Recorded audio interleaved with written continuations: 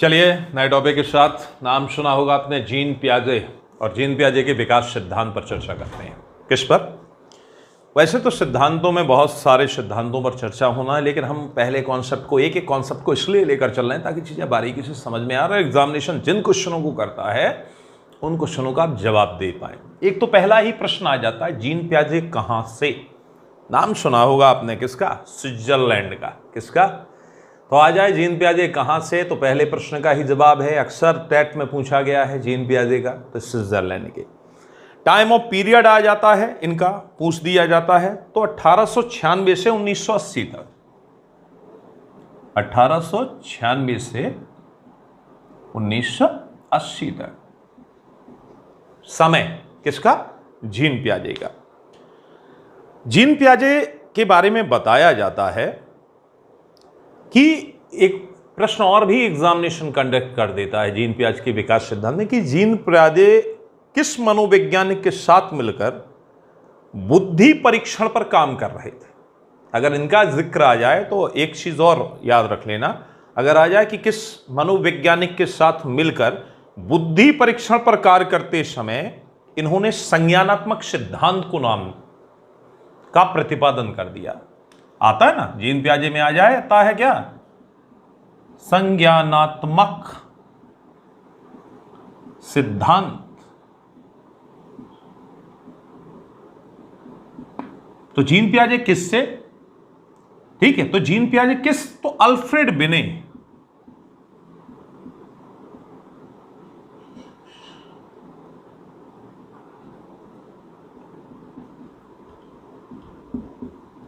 वो अल्फ्रेड बिने थे, जिनके साथ कार्य करते हुए संज्ञानात्मक विकास के सिद्धांत की अवधारणा प्रस्तुत कर दी। किसने? जी ने। ये एग्जामिनेशन कंडक्ट क्वेश्चन है, और जिक्र इसलिए कर दिया क्योंकि ये प्रश्न अक्सर आ जाते हैं, पूछ दिए जाते हैं।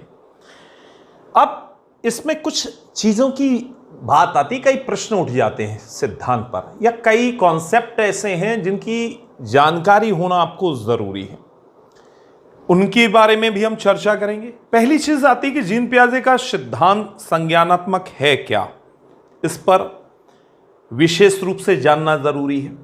तो जीन पियाजे का संज्ञानात्मक जो सिद्धांत है, इसे बड़े आसानी से समझ लेते हैं। समझने का स्वरूप भी आपको बता दें तो एक चार्ट ले लेते हैं, उस चार्ट से बड़े आसानी से चीजें समझ में भी आ जाएंगी। तो एक चार्ट बना लेते हैं जिसमें सारी अवस्थाओं का एक व्यापक खाका आपको बता देते हैं, और उस खाके के बाद जो विशेषीकरण है उस पर चर्चा कर लेते हैं विस्तार से। ठीक है, तो पियाजे द्वारा वर्णित विकासात्मक अवस्थाएं कौन सी हैं उन पर चर्चा कर लेते हैं।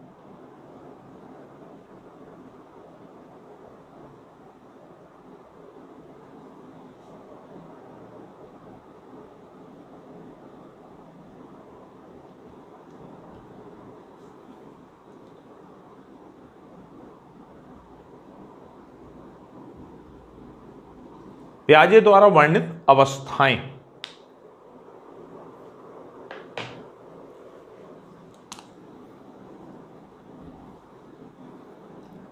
व विशेषताएं।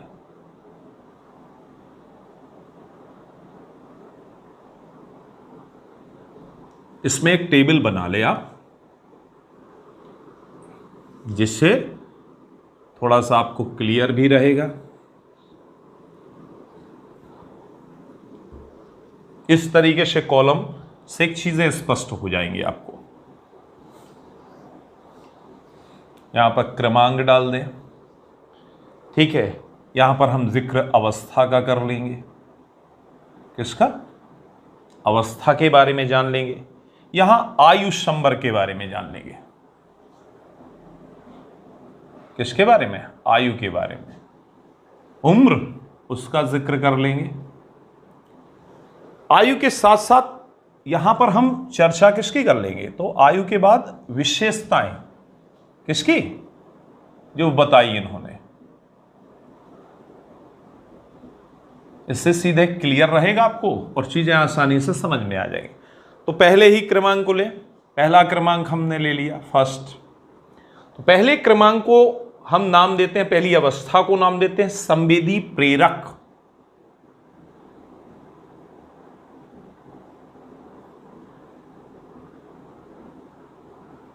जो आयु बताया गया तो 0 से 2 वर्ष डिफाइन जो किया इन्होंने। यहां पर संवेदी अनुभवों का शारीरिक क्रियाओं के साथ समन्वय,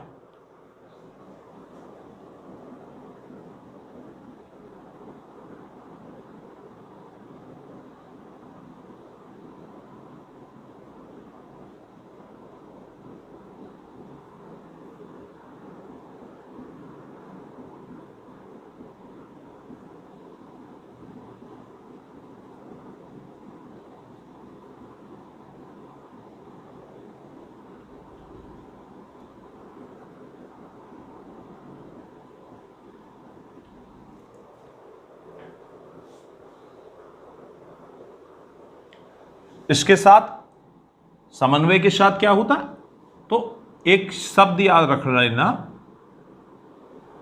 अन्वेषण।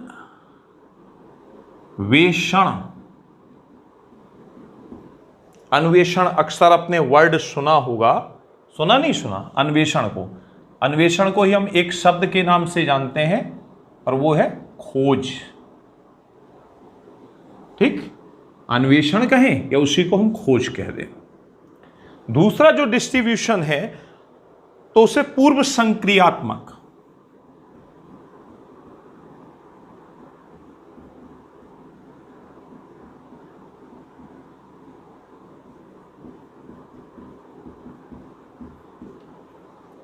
इसका टाइम ऑफ पीरियड 2 से 7 वर्ष है।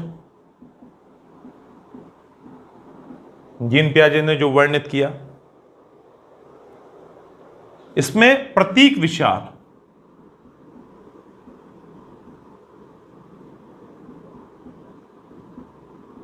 निर्माण, प्रतीक विचारों का निर्माण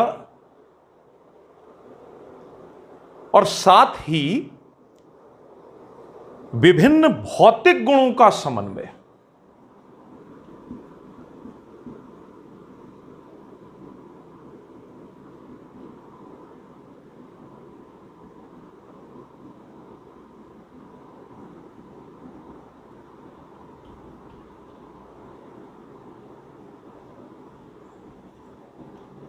ये दूसरा डिस्ट्रीब्यूशन है।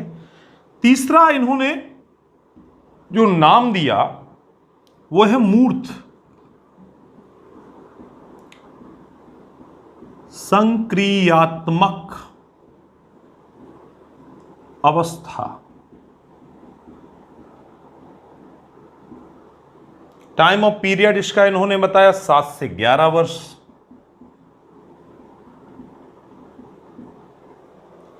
इसमें इन्होंने जो मूलतः चीज बताई, तो यहां मूर्त घटनाओं के साथ संबंध, मूर्त का मतलब जानते हैं आप,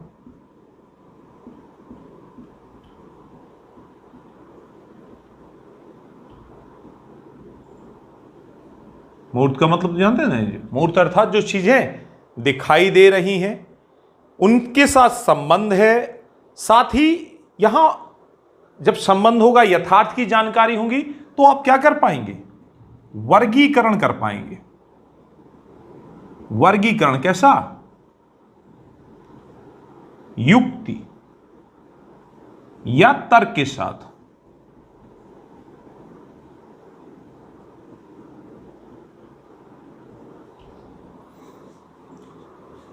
जो चौथा इन्होंने डिफाइन किया, औपचारिक संक्रियात्मक अवस्था।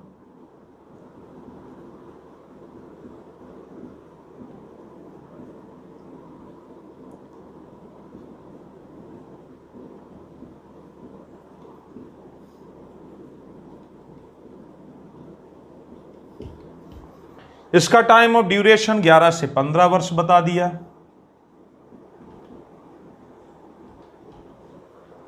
ग्यारह से 15 वर्ष, जहां पर किशोर तर्क का अनुप्रयोग अमूर्त के रूप में कर सकता है। कौन, किशोर।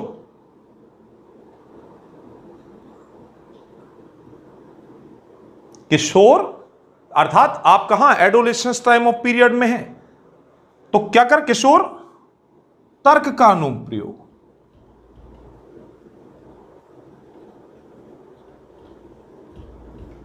तर्क का प्रयोग कर रहा है, और प्रयोग किस रूप में कर रहा है? अमूर्त। अमूर्त का मतलब जानते हैं आप, जो चीजें दिखाई, तो तर्क का अमूर्त रूप में या परिकल्पनाओं में।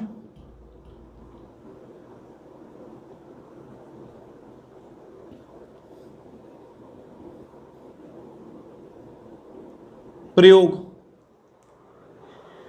ये इन्होंने अपनी अवस्थाओं के विषय में, जिसे संज्ञानात्मक विकास सिद्धांत में आप पढ़ते हैं, किसके अंतर्गत है ये? संज्ञानात्मक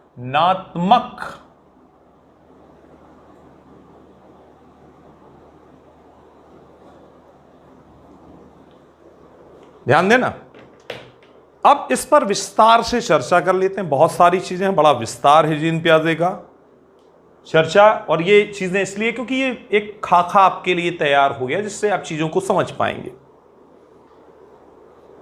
मीन्स अगर आ जाए, एक प्रश्न आता है, जीन प्याजे ने मुक्त अपने संज्ञानात्मक विकास में अवस्थाओं का डिस्ट्रीब्यूशन कितने भागों में किया, तो सीधा सीधा प्रश्न का जवाब ही आपको क्रमांक से 1 2 3 4 सीधा मिल रहा है कि जीन प्याजे ने संज्ञानात्मक विकास की जो व्याख्या प्रस्तुत की, उस सिद्धांत में 4 मुख्य अवस्थाएं बताई, जहां इन अवस्थाओं से गुजर कर ही इन्होंने संज्ञानात्मक विकास को बताया। तो ये अवस्थाएं, जो पहली है संवेदी प्रेरक अवस्था, जिसका टाइम ऑफ पीरियड 0 से 2 वर्ष है। अब ध्यान देना, एक एक अवस्था पर जिक्र कर रहे हैं।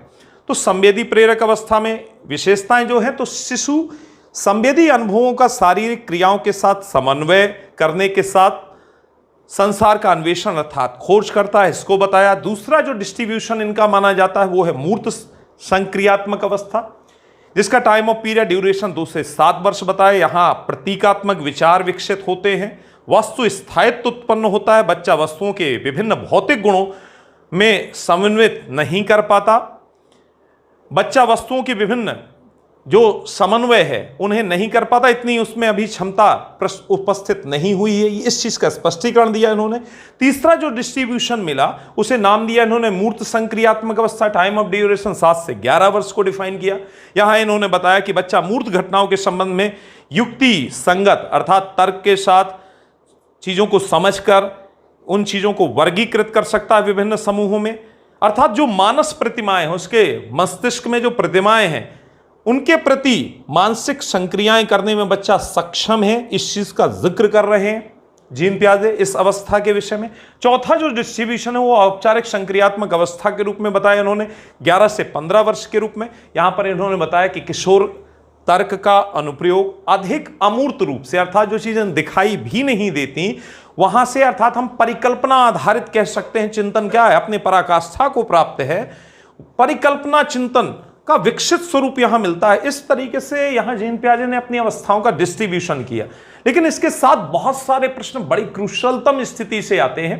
उन क्रूशलतम स्थिति में एक एक अवस्था और अवस्था के अंतर्गत बहुत सारे प्रश्न, उन पर फोकस कर लेते। ये चीजें आपको स्पष्ट हो गई। ये मोटा खाका इसलिए खींचा गया ताकि कम से कम कुछ साधारण से जो प्रश्न हैं जब कभी आ जाते हैं तो उनका आप जवाब देने में क्या हो, सक्षम हो। और यहां से इस कॉन्सेप्ट को समझ लेने पर आपके 2 से 4 प्रश्न यूं ही तैयार हो जाते हैं। अब बात आती है, फोकस करते हैं कि एक एक अवस्था का जो विशेषीकरण है वो क्या है। तो पहली अवस्था बताई गई थी क्या, संवेदी प्रेरक अवस्था। क्लियर है, टाइम ऑफ ड्यूरेशन आपको क्लियर होगा ही, और मैंने बता भी दिया था क्या था ये,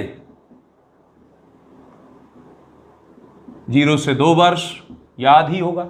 अब इस संवेदी प्रेरक अवस्था को, जो जन्म से 2 वर्ष तक का टाइम ऑफ पीरियड है, जिस अवस्था में शिशु अपनी आंखों को, कानों को, हाथों को प्रेरक के रूप में, उपकरण के रूप में, जो भी चीज उसे आकृष्ट करती है उपकरण के रूप में प्रयोग करता है। ऊ आ या हाथ का सिंबल वो क्या कर रहा है, अर्थात वो जानना चाह रहा है, जिस विषय में संज्ञान प्राप्त करना चाह रहा है, उस विवरण को जानने के लिए इन चीजों का प्रयोग करता नजर आता है। अब इस अवस्था के विवरण के विषय में प्याजे इसे विस्तृत रूप से बहुत सारे नाम देते हैं। उसमें उन्होंने डिस्ट्रीब्यूशन जो दिया, तो डिस्ट्रीब्यूशन में बहुत सारे नाम दिए जो जीवन पियाजे का विशेषीकरण कहलाता है। तो पहला ही जो नाम दिया वो दिया प्रतिवर्त क्रियाओं की अवस्था। क्या नाम दिया? प्रतिवर्त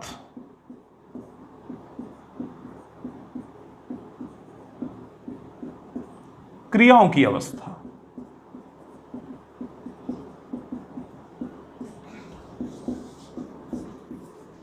अब इस प्रतिवर्त क्रियाओं की अवस्था को उन्होंने बताया जन्म से 30 दिन, टाइम ऑफ पीरियड क्या बताया? जन्म से 30 दिन बताया। इस अवस्था में उन्होंने बताया केवल प्रतिवर्त क्रियाएं होती हैं। प्रतिवर्त क्रियाओं का तात्पर्य है चूसने का प्रबलन होता है। आपने चूसना, बच्चा क्या करता है सर्वप्रथम? कौन सी? चूसने का कार्य। किसका कार्य? यह डिस्ट्रीब्यूशन आता है, तो आता है चूसने का। किस अवस्था से संबंधित है? संवेदी प्रेरक। अगर संवेदी प्रेरक अवस्था नहीं मिलता तो ऑप्शन में आपको प्रतिवर्त क्रियाओं की अवस्था मिलेगी। प्रथम अवस्था ही संवेदी प्रेरक की बताई। दूसरा जो इन्होंने नाम दिया वो दिया मुख्य वृत्तीय प्रतिक्रियाओं की अवस्था।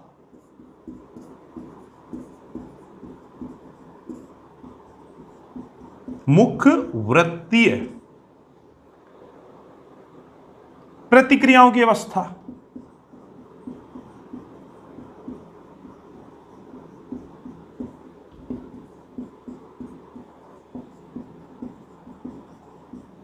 अर्थात संवेदीय प्रेरक अवस्था के अंतर्गत ही दूसरा डिस्ट्रीब्यूशन इन्होंने दिया, जिसकी समयावधि इन्होंने 1 माह से 4 माह बता दी। इसका जो डिस्ट्रीब्यूशन मिलता है 1 से 4 माह बताया। इसके मध्य उन्होंने बताया कि बालक जो भी क्रियाएं करता है वो बार बार दोहराई जाती हैं। अर्थात दोहराने की चीजों को, दोहराना क्या है? दोहराना प्रमुख बता दिया क्रियाओं के। अर्थात प्रतिवर्त क्रियाएं जो की जा रही थी उन्हीं को बार बार दोहराया जाता है। इस चीज पर यहां पर क्या क्या रिपीटाइजेशन महत्वपूर्ण बता दिया। इसके बाद तीसरा जो वर्गीकरण नाम दिया इसी अवस्था में, उसे नाम दे दिया गौण वृत्तीय प्रतिक्रियाओं की अवस्था।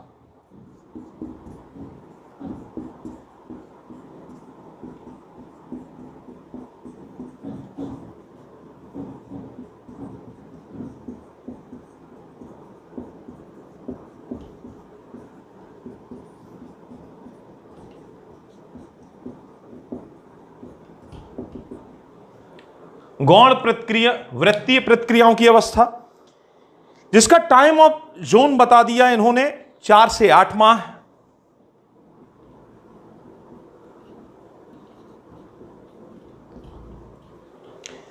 इसके साथ साथ इसमें उन्होंने बता दिया कि यहां ध्यान देने वाली चीजें जो हैं उन्हें देखकर उन्हें छूने पर अधिक ध्यान देता है।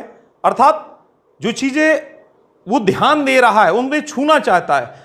मनोरंजन लगने वाली क्रियाओं को अधिक, अर्थात जो चीजें उसे आनंद दे रही तो मनोरंजन पर और छूने का दो कार्य करते हुए नजर। किस पर फोकस है? मनोरंजन पर और किस पर? छूने पर। इन पर बच्चा क्या देता है? यहां पर विशेष ध्यान देता है। इनके साथ साथ, इन तीन के साथ साथ इस अवस्था में आगे भी अवस्थाओं का डिस्ट्रीब्यूशन मिलता है। और तो यहां पर जो चौथा आता है तो उसमें नाम दिया क्या? गौण। यही सबसे ज्यादा क्रूशल समस्याएं बन जाती है। इसकी मेटा के समन्वय की अवस्था।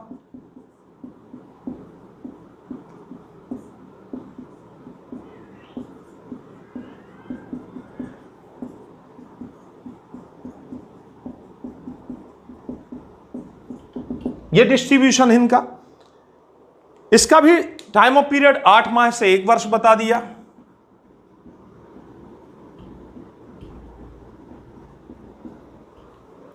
इसमें जो प्रमुख चीजें बताई गई तो बताया गया यहां वह वयस्क के द्वारा किए जाने वाले कार्यों का अनुकरण कर रहा है। किसके द्वारा?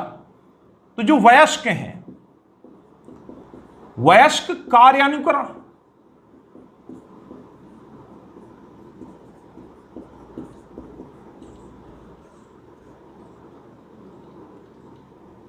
किसके कार्यों का?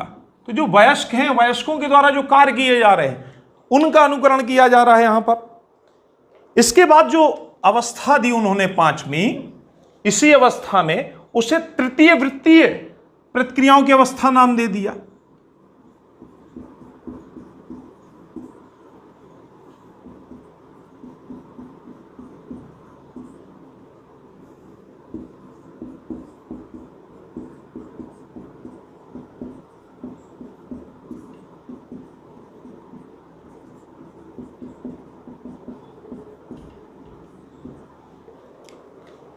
इस चीज को उन्होंने 1 माह से 18, 1 वर्ष से 18 माह,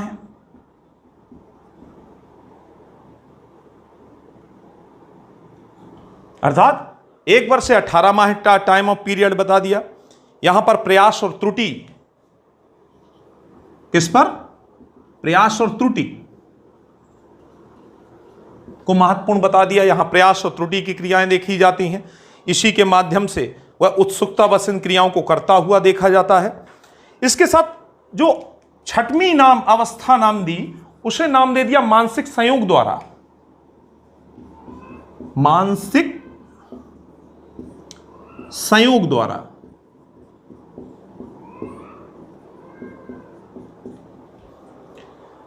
नवीन साधनों की खोज की अवस्था।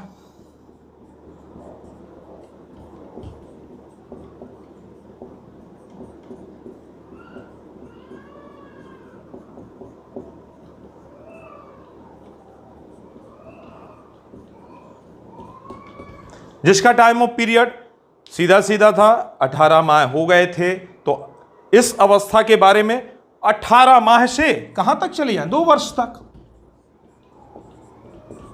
टाइम ऑफ पीरियड है। 18 माह से कहां पहुंच गए? तो 18 माह से, मंथ से कहां? 2 वर्ष तक का टाइम ऑफ पीरियड।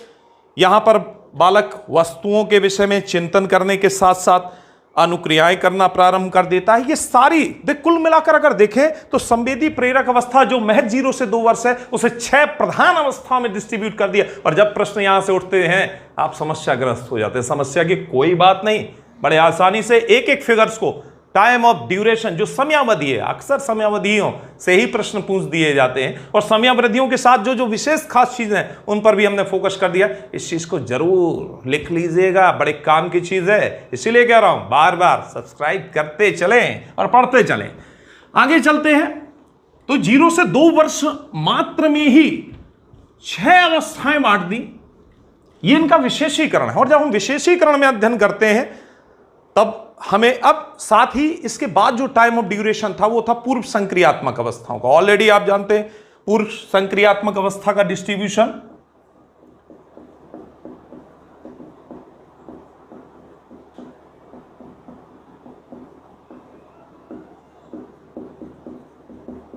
यहीं पर एक प्रश्न था, मैंने बताया ना, पूर्व संक्रियात्मक अवस्था टाइम ऑफ ड्यूरेशन। देखिए आंसर सीधा आपका जो आपने अभी पढ़ा, 2 से 7 वर्ष। क्लियर है? इस 2 से 7 वर्ष को अगर आप क्लियर रखते हैं तो आता है कि इस अवस्था को कितने भागों में बांटा गया। तो यहां पर भी है, मुक्ता प्याजे ने इसे भी अगर आ जाए कि पूर्व संक्रियात्मक अवस्था कितने भागों में बांटेगी, 2 भाग। ये आपका आंसर, आपका जवाब। अब इन 2 भागों का टाइम, तो टाइम ऑफ ड्यूरेशन क्या हो, क्या क्या नाम है? तो पहला पूर्व वैचारिक और दूसरा अंतावर्ती। देखना, पूर्व वैचारिक और अंतावर्ती के रूप में इन्हें नाम दिया जाता है। अर्थात पूर्व वैचारिक अवस्था, अंतावर्ती अवस्था, टाइम ऑफ ड्यूरेशन जहां आ जाए तो 2 से 4 वर्ष डिस्ट्रीब्यूशन किसका? पूर्व वैचारिक का आ जाता है। और वहीं 4 वर्ष से 7 वर्ष तक जिक्र आ जाए तो किसका? 4 से 7 अंतावर्ती का। क्लियर है? पूर्व वैचारिक और अंतावर्ती। अब पूर्व वैचारिक और अंतावर्ती में क्या है? तो बताया गया यहां पर जीन पियाजे ने कि पूर्व वैचारिक जो अवस्था है, यहां पर बालक वस्तुओं का, शब्दों का, प्रतिमाओं का मानसिक चिंतन विकसित करने लगता है। अर्थात जो चीज उसे देखी जा रही है उसके द्वारा जो शब्द आदि उससे परिचित कराए जा रहे हैं, उनका आकार आदि कैसे बनता है, इनके साथ साथ यहां पर अगर कई बार आता है संकेत और चिन्हों का चिंतन का महत्वपूर्ण साधन किस अवस्था को माना जाता है, तो ध्यान देना पूर्व संक्रियात्मक अवस्था है। और पूर्व संक्रियात्मक अवस्था में 2 से 4 वर्ष का टाइम ऑफ पीरियड, जिसे आप पूर्व वैचारिक अवस्था कहते हैं, ये टाइम ऑफ पीरियड जिन प्याजे ने यहां डिफाइन किया। दैट मीन्स यहां क्या संकेत, तो आपके लिए जो प्रश्न बनेगा वो बनेगा संकेत चिंतन या शब्द प्रतिमा चिंतन कहां देखा जाता है। ये दोनों प्रश्न एग्जामिनेशन के, और ये दोनों प्रश्न हैं टैट में आए हुए प्रश्न हैं। तो पूर्व वैचारिक अवस्था के रूप में अगर प्रधानता आ जाए पूर्व संक्रियात्मक अवस्था, लेकिन अगर अवस्था कई बार नहीं देता एग्जामिनेशन तो वहां देखना एक अवस्था मिलेगा पूर्व वैचारिक अवस्था, क्योंकि ये इसका पार्ट है, क्योंकि 2 हिस्सों में बटा हुआ है। अब बात आती है अंतर्वर्ती की। अंतर्वर्ती भी इसी अवस्था का दूसरा हिस्सा है पूर्व संक्रियात्मक अवस्था का, जिसका टाइम ऑफ पीरियड ऑलरेडी आप जानते हैं 4 से 7 वर्ष, मैंने बता दिया। इस अवस्था में जो चिंतन है वो तर्कणा की ओर बढ़ता है। तो चिंतन कहां जा रहा है, तर्कणा। और क्यों, मैंने आपको ऑलरेडी बताया 3 वर्ष, याद रखिएगा। यहां से मानसिक स्थायित्व की स्थितियां जन्म लेने लगती हैं। दैट मीन्स बालक सोचना चालू कर देता, मानसिक क्रियाएं करने लगता है। और मानसिक क्रियाओं से ही ध्यान देना, कई बार आ जाता है जोड़, एग्जाम का प्रश्न, घटाओ, ठीक, जोड़ घटाओ गुणा, इनके नियम और क्रमबद्धता, ध्यान देना क्रमबद्धता कब से, जोड़ घटाव की स्थितियां कब से, चिंतन तर्कणा का आरंभ कब से, 3 से ऑलरेडी आप जानते हैं। नर्सरी, ध्यान दीजिएगा, शुरुआत हो रही है, मानसिक स्थितियों में स्थायित्व आ रहा है। क्रमबद्धता छोटा बड़ा आकार में, साइज ऑफ टाइप, जिसमें होता नहीं कौन बड़ा बेटा कौन सा छोटा, बच्चा यहां से चीजों को देखने लगता है, उंगलियों आदि का प्रयोग करने लगता है, यहीं से क्या बड़ा क्या छोटा इन चीजों की शुरुआत। That means time of duration आ जाता है। अंतर्वर्ती स्थितियां, अंतर्वर्ती का मतलब है अंदर, और अंदर क्या है, अंदर है बुद्धि, अंदर क्या है, अंदर है मानसिकता, और मानसिक स्थितियों की स्थितियां, इसीलिए अंतर्वर्ती अवस्था के रूप में। अर्थात पूर्व संक्रियात्मक अवस्था को जीन पियाजे ने 2 अवस्थाओं के रूप में बताया, क्रमबद्धता, छिपे हुए नियम को समझना, चिंतन और तर्कणा की स्थिति, जोड़ और घटाव की स्थिति, क्रमबद्धता की स्थिति का निर्माण किस अवस्था में, पूर्व संक्रियात्मक अवस्था में। टाइम ऑफ ड्यूरेशन आ जाए अंतर्वर्ती अवस्था, जिसका टाइम ऑफ पीरियड है 4 से 7 वर्ष। पूर्व वैचारिक में शब्द प्रतिमा संकेत चिंतन जैसी स्थितियों के बारे में प्रश्न आते हैं, जिस पर विशेष रूप से गौर करने की जरूरत है, क्योंकि जीन पियाजे कि ये अवस्थाएं विशेषता प्रश्नों से सुसज्जित हैं और एग्जामिनेशन में बहुत पूछी जाती हैं। साथ ही इसके बाद जो तीसरी अवस्था बताई गई थी मूर्त संक्रियात्मक अवस्था,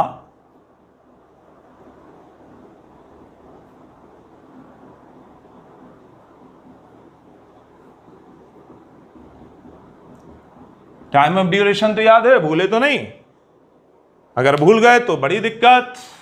टाइम ऑफ ड्यूरेशन पता ही है 7 से 11 वर्ष मूर्त संक्रियात्मक अवस्था में, इसके बारे में बताया गया। इसमें चिंतन तर्कणा पहले की अवस्था अर्थात पूर्व संक्रियात्मक अवस्था की तुलना में और भी अधिक क्रमबद्ध और तर्कसंगत हो जाता है। बालक और उसका चिंतन उलट और पलट जैसी स्थितियों की ओर बढ़ने लगता है। यहां वर्गीकरण, संप्रत्तियों को करना, गुणों के आधार पर चीजों को वर्गों और उपवर्गों में विभाजित करने जैसी चीजें करने में बालक सक्षम होता नजर आता है। यहां पर विचार प्रक्रिया का विस्तार नजर आता है और विचार प्रक्रिया बड़ों से भिन्न और छोटे बच्चों की बजाय बड़ों से भिन्न होती है, लेकिन चिंतन प्रभावी स्थितियों की ओर गमन करती है। अर्थात चिंतन अपने गुणों, वर्गीकरण, उपवर्गों के पलरावटी गुण एक वर्ड आता है, अर्थात बदलाव, विपरीत गुणों के बारे में भी सोचने में बच्चा सक्षम हो जाता है, जिसे मूर्त संक्रियात्मक अवस्था के रूप में जाना जाता है। इसीलिए इसे मानसिक संक्रियाओं की अवस्था भी कहते हैं, ध्यान देना। इसी के साथ औपचारिक संक्रियात्मक अवस्था का जिक्र आता है। औपचारिक संक्रियात्मक अवस्था, टाइम ऑफ ड्यूरेशन ऑलरेडी आपको पता है 11 से 15 वर्ष, ऑलरेडी पहले भी बता चुके हैं हम। विशेषीकरण जीन पियाजे ने इसका क्या दिया, तो यहां पर विशेषीकरण दिया गया अमूर्त और वैज्ञानिक चिंतन। अमूर्त ऑलरेडी बच्चा क्या हो गया है, किशोर हो गया है, तो अमूर्त विचार चिंतन सर्वोत्तम।